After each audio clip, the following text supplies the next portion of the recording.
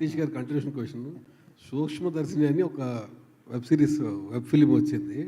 దాన్ని చూసి హైదరాబాద్లో సేమ్ కుక్కర్లో మర్డర్ చేశాడు యాస్టీజ్. అట్లా వైలెన్స్ పెరిగిందనే యాంగిల్లో మాట్లాడాడు. దానికి మనం ఏం చేయలేమంటున్నాను. ఇంట్రెస్టింగ్ న్యూస్ మీరు చెప్పింది నాకు కూడా తెలియదు అసలు. ఎగ్జాక్ట్లీ. ఇప్పుడు మీరు న్యాచురల్ స్టార్ కాస్త ఇప్పుడు మాకు నేషనల్ స్టార్ లాగా కనిపిస్తున్నారు. ఎందుకంటే న్యాచురల్ స్టార్కి మా పక్కన ఉండే స్టార్ ఇప్పుడు నేషనల్ స్టార్ లాగా కనిపిస్తున్నారు క్రైమ్ అన్నట్లు చూస్తూ ఉంటే. మీ ఇష్టం వచ్చిన ట్యాక్స్ పెట్టుకుంటే వెళ్ళిపోండి, నేనైతే నా సినిమాలు నేను చేసుకుంటూ వెళ్ళిపోతా. Good sir. Last 1 month back court సినిమాకి ఒకే డైలాగ్ వాడారు మీరు, నాకు ఈ కోర్టు సినిమా నచ్చకపోతే మీరు హిట్ చూడొద్దు అని. ఇప్పుడు ఈ సినిమా కూడా డైలాగ్ వాడుతున్నారు. ఇప్పుడు ఈ సినిమాకి వాడితే నా నెక్స్ట్ సినిమాకి నేను ప్రొడ్యూసర్ని కాదండి. ఈ సంవత్సరం లేదండి. నన్ను నేను తాకట్టు పెట్టుకోగలను కానీ వాళ్ళని ఎవరినో తాకట్టు ఎలా పెడతాను. బట్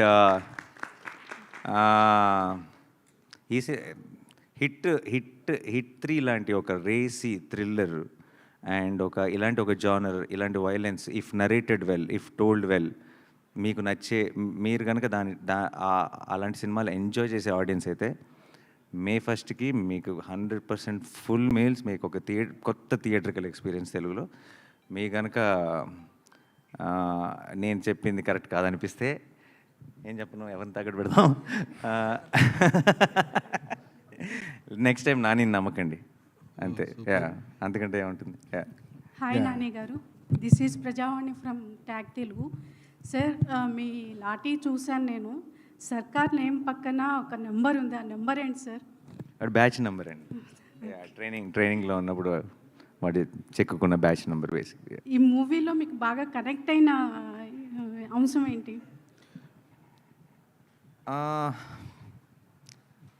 నాకు యాక్చువల్లీ ఫస్ట్ టైం శైలేష్ వచ్చి ఈ ఐడియా చెప్పినప్పుడు ఏ బీట్ పాయింట్ కూడా నేను చూసిన ఒక మన ఎలా చెప్తారు, ఒక కొత్త ఎక్స్పీరియన్స్ని ఇచ్చిందండి. అంటే వింటుంటే నాకు కొత్తగా అనిపించింది. అంటే మనం తెలుగులో కానీ మామూలుగా ఇలాంటి ఈ స్టైల్ ఆఫ్ ఈ డైరెక్షన్లో వెళ్ళామే. అండ్ ఆల్సో ఒక అదృష్టం ఏంటంటే శైలేష్కున్న అడ్వాంటేజ్,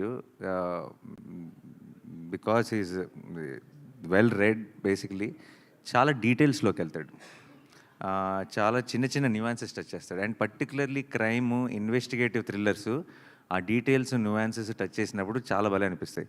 నాకే కథ చెప్తున్నప్పుడు నేను చాలా ఇంటర్నేషనల్ ఫిల్మ్స్ చూస్తాను నెట్ఫ్లిక్స్లో, అవి ఇవి. నాకే కొత్త విషయాలు చాలా చెప్పాడు. అంటే సినిమా అన్నది జస్ట్ ఈ సీన్ తర్వాత ఏమవుతుంది, ఆ సీన్ తర్వాత ఏమవుతుంది కాకుండా అవన్నీ చాలా ఇంట్రెస్టింగ్ ఇన్ఫర్మేషన్తో, ఇలా జరుగుతుందా, ఇలాంటివి ఉంటాయా అన్న ఒక చిన్న వండర్తో చూసినప్పుడు ఆ ఎక్స్పీరియన్స్ చాలా గొప్పగా ఉంటుంది. అండ్ అలాంటి ఫిల్మ్స్ మనం తెలుగులో పెద్దగా టచ్ చేయం. అండ్ అది డీల్ చేసే ఫిల్మ్ మేకర్స్ మనకు చాలా తక్కువ. సో నాకు when he told me the idea, I thought it was brilliant. And అది నాకు చెప్పిన దగ్గర నుంచి మేము షూటింగ్కి వెళ్ళేటప్పటికి అది మెట్టు ఇంప్రూవ్ అయ్యి అది ఏ లెవెల్కి వెళ్ళిందో నా కళ్ళ ముందు దాన్ని ఫామ్ అవుట్ అని చూశాను. సో ఇప్పుడు ఇంకా ఫైనల్ లెగ్లో ఉన్నాం, త్వరలోనే మీరు చూస్తారు. I'm very excited. సో 1-2లో మించి ఉంటుందా ఈ సినిమా? హిట్ 1-2లా మించి ఉంటుందా? 1-2 1-2లను మించి ఉంటుందా? 3 100% డెఫినెట్లీ మించి ఉంటుంది.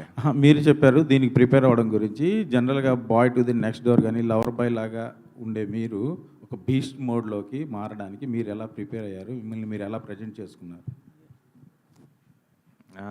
ఎలా ప్రజెంట్ చేసుకున్నాం అనేది మేము అందరం ఏదో మా ఎఫర్ట్ మేము పెట్టాం. మీరు May 1st చూసి చెప్పండి.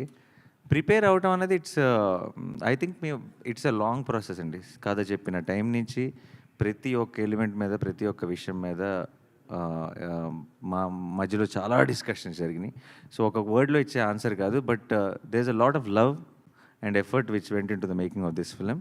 And I'm sure you will witness it. Nani garu, ఈ సినిమాలో చాలా సర్ప్రైజెస్ ఉన్నాయి, క్యామియోస్ ఉన్నాయి అని, ప్లస్ మన శైలేష్ కూడా ఫీల్ అయ్యాడు, కొంత ఇన్ఫర్మేషన్ లీక్ కూడా అవుతాడు కదా, మరి అవ్వాలి కదా. సో దాని గురించి ఇంకా ఏం సర్ప్రైజెస్ ఉన్నాయి? నో కాదు, శైలేష్ మీరు నిజంగా లీక్ అయిందని ఫీల్ అయ్యారా? ఇది కావాలని టీం లీక్ చేసిందని కూడా కొంతమంది అన్నారు. దీనికి మీరే? కావాలని ఏ టీం లీక్ చేయొచ్చు సార్, అట్లా that's wrong. I wouldn't believe that my team did it. But leak అయినా కూడా my intention and lashing out like that and venting out my frustration is, చిన్న ఎగ్జాంపుల్ చెప్తా. మీరు ఇంట్లో ఉన్నారనుకోండి, మీ కూతురు ఉంది ఆర్ మీ బాబు ఉన్నాడు, మీ రిలేటివ్స్ అందరినీ పిలిచి మీ కూతురు సర్ప్రైజ్ చేయడానికి బ్యూటిఫుల్గా ఒక బర్త్డే పార్టీని అరేంజ్ చేసుకున్నారు ఇంట్లో. కూతురు అలా వచ్చి డోర్ ఓపెన్ చేసి లోపల రాగానే హ్యాపీ బర్త్డే అని అరిస్తే ఆ ఫేస్లో ఉన్న ఎమోషన్ చూడాలనుకున్నది మీ ఎక్సైట్మెంట్. ఇంటవతలు బయట నించొని గేట్ లోపల రాగానే లోపల బర్త్డే పార్టీ ఉందని చెప్తే మీకు ఎవరికైనా కోపం వస్తుంది కదా. That's what I felt. ఇప్పుడు బయట ఉన్నోడికి తెలిసి ఉండొచ్చు లోపల బర్త్డే పార్టీ జరుగుతుందని, కానీ ఆ పాపకు చెప్పాలా వద్దా అన్నది ఇట్ ఈస్ దేర్ డెసిషన్. అది నువ్వు చెయ్యొద్దు అని ఎవరు చెప్పే రైట్ లేదు, బట్ అది మనం తీసుకోవాల్సిన కాల్ అని చెప్తున్నాను అంతే. That's what I felt and that's what I expressed and it has to stop at some point. Because మనందరం కూడా, ఐ పర్సనలీ ఫీల్ దట్ మనందరం కూడా అన్నీ ఉంటాయి. మీరు సినిమా చూసినప్పుడు మీకు తెలుస్తుంది, అవి ఇందులో ప్రజెంట్ చేయలేదు అంతే. యా, థర్డ్ కేసులో కూడా ఒకే కేసు మీద రీఛార్జ్ ఇచ్చేస్తాడా, లేకపోతే మల్టిపుల్ కేసెస్ ఉంటాయా, మల్టిపుల్ ఇష్యూ? అది I want to save it for the theatrical experience. అది దాని గురించి మనం మాట్లాడుకోవడం బెటర్ ఏమో. బట్ మీరు నిజంగా టీజర్ అండ్ ట్రైలర్ కనుక చాలా కేర్ఫుల్గా చూస్తే ఒక లెవెల్ ఎంత స్టోరీ నేను చెప్పాలనుకున్నానో అంత స్టోరీ నేను ఆడియన్స్కి చెప్పాను, దాంట్లో అది అర్థం అవుతుంది చూస్తే. All the best. Thank you. Shailesh గారు, ఆడియన్స్ని ఎంటర్టైన్ చేయడానికి జనరల్గా సినిమాలు తీస్తుంటారు, డైరెక్ట్ చేస్తారు. మీరు ఎంటర్టైన్ చేయడానికి ఇంత వైలెన్స్ అవసరమా? మీలాంటి వాళ్ళు వేరే ఫార్మాట్లో ఆడియన్స్ని ఎంటర్టైన్ చేయలేరా? ఒక మెసేజ్ ఇవ్వలేరా? ఇందులో కూడా చాలా గొప్ప మెసేజే ఉంటుంది సార్. మీరు చూస్తే అంటే if you see the film, judge it after you watch it is what I ask you. But entertainment అన్నది it is not just in one form. మీరు వైలెన్స్ అవసరమా అంటే నేను కన్వే చేయాలనుకున్న విషయానికి ఆ క్యారెక్టర్ అంత వైలెంట్ అయితేనే నాకు ఆ ఇంపాక్ట్లో ఆడియన్స్కి వెళ్ళి కన్వే అవుతుందని ఒక కన్విక్షన్తో నమ్మే కాబట్టి అలా తీసే సినిమా. It's as simple as that. కొన్ని జానరాస్కి అవసరం ఉంటుంది that kind of violent imagery or ఆ క్యారెక్టర్ ఎంత దూరం వెళ్తుంది. సింపుల్ చెప్పాలంటే ధర్మం వైపు నిలబడ్డ ఒక మనిషి ఎంత దూరం వెళ్ళాడు అన్నదే కథ అన్నప్పుడు ఆ ఫోర్స్, ఆ రేజ్ చూపించినప్పుడు మీరు ఆ ఇంపాక్ట్ ఎలా క్రియేట్ చేయగలుగుతారు ఆడియన్స్లో. That is the only thing. But it's not unmotivated violence. మీరు సినిమా చూస్తే మీకు అర్థమవుతుంది ఎందుకు అంత దూరం వెళ్ళారు అన్నది. నేను ఆల్మోస్ట్ ట్రైలర్లో చాలా ఒక లేయర్లో చెప్పాను నేను. So yeah. శైలేష్ గారు ఇక్కడ టూ పార్ట్స్ ఇంతకుముందు తీసిన దాంట్లో ఓన్లీ ఒక ఎంక్వైరీ అనేది ఉంటుంది, ఒక సంథింగ్ జరుగుతుంది దానికి సంబంధించి ఎంక్వైరీ. బట్ ఇందులో పర్సనల్గా ఎఫెక్ట్ అవ్వాల్సిన అవసరం లేదు అని నాని గారు చెప్పటం, పోరాటం అని చెప్పేసి చెప్పటం, అంటే ఇది ఒక పోరాటం యోధుడికి సంబంధించిన కథలాగానే మనం భావించాలి. అట్లా మెటఫారికలీ అలా చెప్పాను సార్. అంటే it's a police officer story. Lot of investigation, చాలా ఇన్వెస్టిగేషన్ జరుగుద్ది. మీకు హిట్ 1 హిట్ 2 మీరు ఎంజాయ్ చేస్తే, హిట్ 3 మీరు ఇన్వెస్టిగేషన్ డీటెయిల్స్ గురించి మీరు ఎంజాయ్ చేస్తే డెఫినెట్లీ మీకు హిట్ 3లో కూడా దానికి కావాల్సినంత డోస్ ఉంటుంది. కానీ hit three will go to another space. మీరు హిట్ 1 హిట్ 2లో మీరు ఎక్స్పీరియన్స్ చెయ్యని ఒక వరల్డ్, చెయ్యని ఒక స్పేస్లోకి మిమ్మల్ని పుష్ చేస్తుంది to give a very theatrical experience and very unique experience ఇవ్వడానికి. ఒక పార్ట్ ఆఫ్ ద ఫిలిం నుంచి the film becomes that kind of films. అది మీరు మూవీ చూసినప్పుడు మీకు తెలుస్తుంది. యా. నాని గారు, హాయ్ నాని గారు. బేసికల్లీ అంటే ఏ ఇంటర్వ్యూలో చెప్పినా కూడా నాకు చాలా కోపంగా ఉందామనుకున్నా కూడా ఎక్కువసేపు ఉండలేనంటారు. బట్ ఈ మూవీలో చూస్తుంటే యాంగ్రీ మ్యాన్గా కనిపిస్తున్నారు. సో ఎట్లా డీల్ చేశారు? బేసికల్లీ మీరు ఒక పర్సన్, అంటే ఆన్ స్క్రీన్ ఒకలా కనిపించారు. ఎట్లా వర్క్ చేశారు దీని మీద? అందుకే ఐఎమ్ అన్ యాక్టర్ అండి. I don't need to be that to be. నేను I will play different roles. That's why I'm called an actor. So Nani గారు, పార్ట్ ఆఫ్ ద జాబ్ అండి. హిట్ 2లో మీరు క్యామియోగా వచ్చారు, ఇందులో హీరో అయ్యారు. నెక్స్ట్ కార్తీ హిట్ 4లో ఉంటాడు ఆ హీరోగా. ఇప్పుడే చిలక్కి చెప్పినట్టు చెప్పాడు. మీరు మళ్ళీ బిగినింగ్కి వచ్చి మళ్ళీ అదే అక్కడక్కడే తిరిగితే నాని గారు, no point. నాని గారు, ఇక్కడ లెట్ మీ ఆస్క్. యా, ఎక్కడండి? హాయ్. నమస్కారం. వాళ్ళకి మీ సినిమాలు జనరల్గా మీరు డైరెక్షన్ డిపార్ట్మెంట్ వచ్చిన వ్యక్తి, స్క్రిప్ట్ కథ అనుకున్నప్పుడే దాంట్లో ఇది సెన్సార్ ప్రాబ్లం ఉంటుంది, లేకపోతే ఈ ఐడెంటిటీ సరిగ్గా ఉంటుంది అని చెప్పి కొన్ని సీన్స్ మనం లేపేస్తూ ఉంటాం. మీరు డైరెక్షన్ ఫీల్డ్లో ఉన్నారు కాబట్టి ఈ సినిమాని ముందుగా మీరుగానే సెన్సార్ చేసి స్క్రిప్ట్ రెడీ చేసుకున్నారా? ఇది ఎలాగ ఏ సర్టిఫికేట్ వస్తుంది మీరు ముందే డిసైడ్ చేశారు సెన్సార్ అవ్వకముందే? అవును. సో మీరు డిసైడ్ చేసుకున్నారా అని అడుగుతున్నా. ఏమని? కథ విషయంలో ఇది ఎలాగ ఏ సర్టిఫికేట్ వస్తుందని డిసైడ్ అయ్యి ఈ సినిమా చేశారా అంటున్నా. మేము ఒక కథ అనుకున్నాం, ఆ కథ చేయటం మొదలెట్టాం. అండ్ మేము షూట్ చేసినప్పుడు మాకు తెలుసు దీని గ్రాఫ్ ఏంటి అన్నది. దీనికి మోస్ట్లీ డెఫినెట్లీ దీనికి ఉన్న వైలెన్స్కి ఇట్ విల్ బి ఏనే అని అనుకున్నాం బేసిక్లీ, అంతే. బట్ దాని ఏ అని ముందు ఫిక్స్ అయ్యి షూటింగ్ ప్లాన్ చేయడం అలా ఏమి ఉండదు. తర్వాత మామూలుగా న్యాచురల్ స్టార్ నుంచి నేషనల్ స్టార్ వరకు ఎదిగినందుకు ప్లస్ ఇప్పుడు మీరు సబ్జెక్టులు ఇదివరకు నేచురల్ స్టార్కి ఎంచుకునే సబ్జెక్టులు వేరు, ఇప్పుడు నేషనల్ స్టార్కి ఎంచుకునే సబ్జెక్ట్ వేరు. ఆ విషయంలో ఎలాంటి మార్పుల నుంచి మీరు చేస్తున్నారు? ఏం లేవండి అస్సలు. నేను అష్టచమ్మ తర్వాత నాకు ఎలా వింటానో కథ ఇప్పుడు కూడా అలాగే కథ వింటాను. బట్ డెఫినెట్లీ స్పాన్లు మారుండొచ్చు. Image మారింది. అది మీరు డిసైడ్ చేసేది. నేనైతే ప్రేక్షకుల యాక్సెప్టెన్స్ పెరిగింది. నేను ఎక్కువ మందిని రీచ్ అవ్వగలుగుతున్నాను, ఎక్కువ మంది ఆడియన్స్ని రీచ్ అవ్వగలుగుతున్నాను. సో నాకు చిన్న ఫ్రీడమ్ పెరిగింది ఆ కథల్ని పిక్ చేసుకోవడంలో. కొంచెం పెద్ద కథల్ని పిక్ చేసుకోగలుగుతున్నాను. అంతే తప్పితే ఆలోచన విధానంలో ఏమీ చేంజ్ లేదు. అంటే ఎఫర్ట్ చేయగలుగుతున్నాను. ఇంతమంది ప్రేక్షకులు సపోర్ట్ ఉందా నాకు, నేనైతే ఇది కూడా చేయగలను అని చేస్తున్నాను. బట్ అదే కదా అప్పుడు కూడా నచ్చేది, ఇప్పుడు కూడా నచ్చే కదా. అంటే మీరు రాజమౌళి గారు లాంటి అగ్రదర్శకులతో ఆల్రెడీ చేశారు, కానీ ఇప్పుడున్న అగ్రదర్శకులు ఈ బడ్జెట్లు ఇది వేరే కాదు కదా, మీరు చేసేది వేరే ఉంటుంది కదా. ఇప్పుడున్న దర్శకులతోటి చేసేది మీ స్పాన్ పెరిగింది కాబట్టి ఎక్కువ బడ్జెట్ కూడా చేయొచ్చు కదా అంటున్నా. ఎక్కువ బడ్జెట్ ఉంది కాబట్టి అగ్రదర్శకులను తయారు చేస్తున్నాం.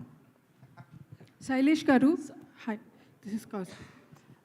సో మీ హిట్ 1 వచ్చేసి నా ఫేవరెట్ మూవీ తెలుగులో ఇన్వెస్టిగేటివ్ మూవీస్లో వచ్చిన పోలీస్ స్టోరీస్లో నా favourite. Thank you ma'am. The details you go in to for every case, every సీన్లో మీ ఆలోచన ఏంటో తెలిసిపోతుంది.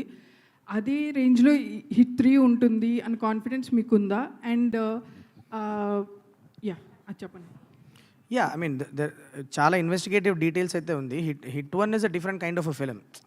చాలా suspect based film. It's a different kind of film. This one will have a different kind of investigative details. But I believe that నాకు ఎక్కడో నేను చదువుకున్న రోజుల్లో ఈ ఫోరెన్సిక్ బుక్స్, క్రిమినాలజీ బుక్స్ ఇవన్నీ ఎక్కువ డిగ్ చేసి చదవడం వల్ల వాట్ ఎవర్ స్మాల్ డీటెయిల్స్ అయినో I try to incorporate into my investigation సీన్స్లో తీసుకురావాలని ప్రయత్నం చేస్తూ ఉంటాను కాన్షియస్లీ. అలా number of investigative details hit 3లో కూడా ఉంటాయి. I hope you enjoy that as well. Telugu మూవీస్లో డ్రామా అండ్ ఇలాంటి ఇన్వెస్టిగేషన్ చేస్తున్నప్పుడు ఈ drama is also required.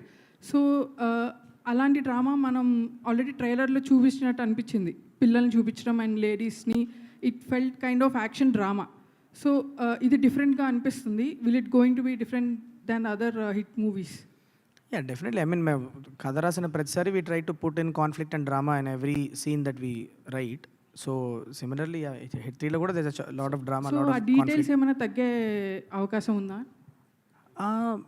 We did ఆ కథకి ఏదో అవసరం అది చేసాము. So there is a lot of drama, there's a lot of investigative details, there's a lot of action in the film. So it's a different film. That's what I'm trying to tell you. Nani గారు, ఒక question. Nani గారు, so మీరు ఇప్పటివరకు action drama అంటే సరిపోదా శనివారం action drama, and దసరాలో కూడా violence ఉంది but drama more.